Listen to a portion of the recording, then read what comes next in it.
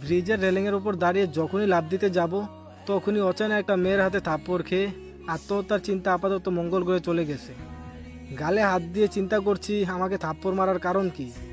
লাফ দিতে যাচ্ছিলাম তখন কে যেন পাটা জড়িয়ে ধরে, তাই আর লাফ দেওয়া হয়নি।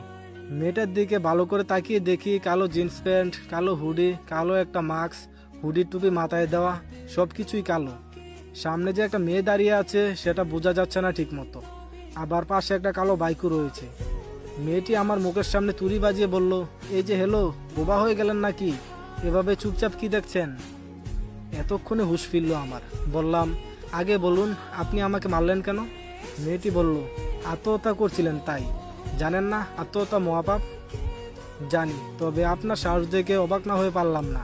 এত রাতে একা একটি মেয়ে হয়ে একটা ছেলেকে মারলেন। এখন যদি আমি আপনার কোনো ক্ষতি করি?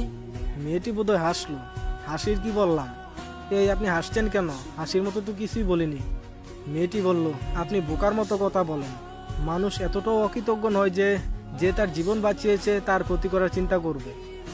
বাহ, চমৎকার কথা বলেছে তো মেয়েটা। আপনার বুদ্ধি আছে বলতে হবে। মেয়েটি বলল, এতটুকু বুদ্ধি নিয়ে চলতে হয়। যাই হোক, এখন বলুন বলদের মতো মরতে যাচ্ছিলেন কেন?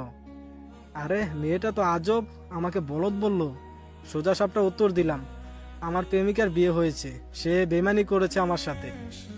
আজীব ব্যাপার, আমার কথা শুনে মেয়েটা খিলখিল করে হাসছে। আমার কষ্টের কথা শুনে সে হাসছে। মনে কি মায়া বলতে কিছুই নেই? মেয়েটি বলল, এতটুকুই? এই সামান্য কারণে আপনি জীবনটা শেষ করতে যাচ্ছিলেন? আমি মিষ্টি চাঁদের দিকে তাকিয়ে দীর্ঘ একটা শ্বাস ছেড়ে বললাম, আরও কারণ আছে। সে আমার বড় ভাইকে বিয়ে করেছে, আর পরিবারের সবার কাছে আমি অবহেলার পাত্র। মা বাবা জানতো আমাদের সম্পর্কের বিষয়টা, তারপরেও তারা বিয়েটা আটকায়নি, আমার অনুপস্থিতিতে বিয়ে দিয়ে দেয়। এবার মেয়েটিও একটা লম্বা শ্বাস ছাড়লো, তার কণ্ঠটাও শীতল হয়ে এলো। বলল, চলুন সামনে হাঁটা যাক। হাঁটবেন? আচ্ছা চলুন। তারপর আমরা হাঁটা ধরি। এখন পর্যন্ত কেউ কারো নামই জানলাম না।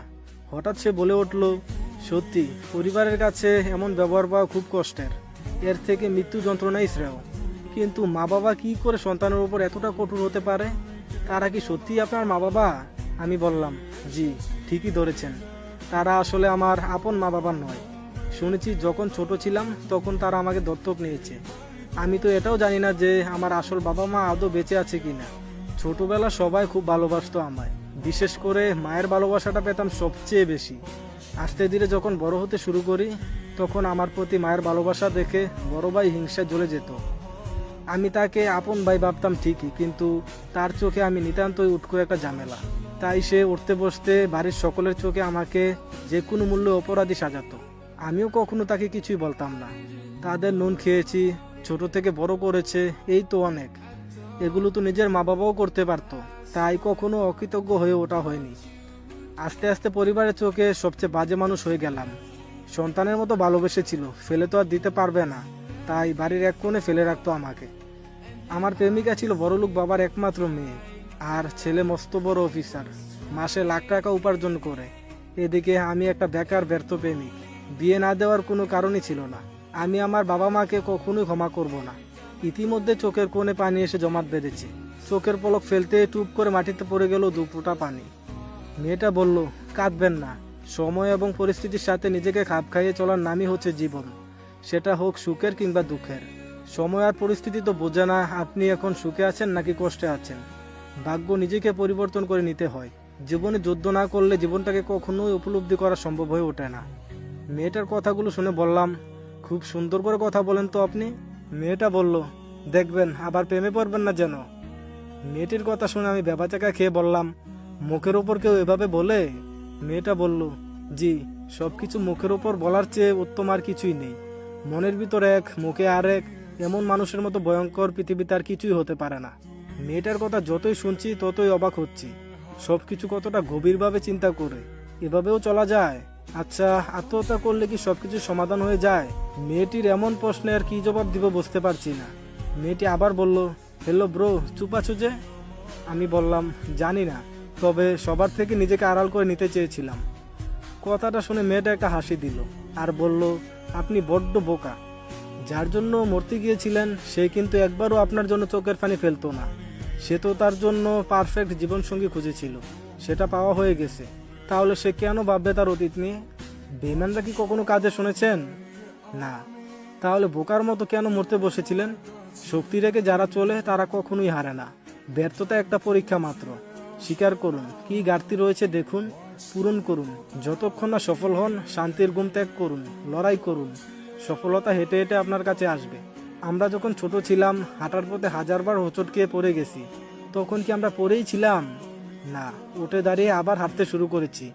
তাই তো আজ এখন নিজের পায়ে হাঁটতে পারি।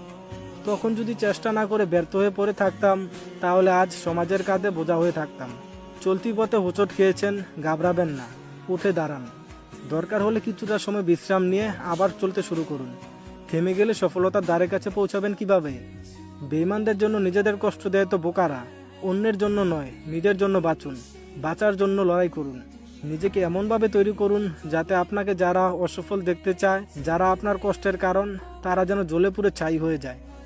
জানি না মেয়েটা কে, তবে তার অনুপ্রেরণামূলক বার্তা পেয়ে খুব করে বাঁচতে ইচ্ছে করছে। সাত জাগছে পুনরায় জীবনটাকে জানবার। হ্যাঁ, আমি বাঁচবো, নিজের জন্য হলেও বাঁচবো। এভাবে যদি সবাই ভাবতো তাহলে বিচ্ছেদের পর এত মৃত্যুহার বাড়তো না। মেয়েটা বলল, আপনার মনটা ভীষণ খারাপ, চলুন আপনাকে নিয়ে একটু ঘুরে আসি, যদি মন ভালো হয়। মেয়েটি বাইকে উঠে বাইক স্টার্ট দিল। আমিও সাত পাঁচ না ভেবে উঠে বসলাম। জানি না সে কোথায় নিয়ে যাচ্ছে, তবে ভালোই লাগছে ভীষণ। আমি ভাবছি, প্রচুর ভাবছি। কি ভাবছি সেটা নিজেও জানি না, তবে ভাবতেও ভালো লাগছে। অগুছালো চিন্তাগুলোকে গুছিয়ে নিলাম খানিকক্ষণের মধ্যেই। হঠাৎ সে বাইকটা থামায়। জাকুনি খেয়ে ভাবনা থেকে বেরিয়ে এলাম। সামনে একটা ছোট্ট চায়ের দোকান। দুজনে নেমে গিয়ে দোকানে টঙে বসলাম। চাচা, কড়া করে 2 কাপ চা দিন তো।